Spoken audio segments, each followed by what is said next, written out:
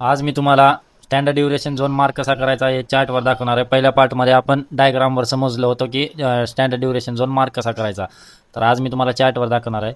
बघा आता इथं काय झालं आहे, हा ॲक्युम्युलेशन झालं आहे सगळं. त्याच्यानंतर हा मॅन्युप्युलेशन लेग आला आहे.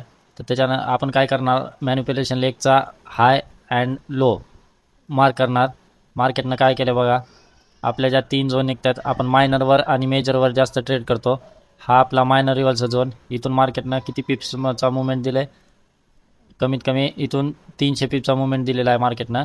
आणि सेम बघा तुम्ही मेजरवरून मार्केट पूर्णपणे रिव्हर्स झालेलं आहे. तर अशा पद्धतीने तुम्हाला मार्क करायचं आहे. अजून तुम्हाला दाखवतो.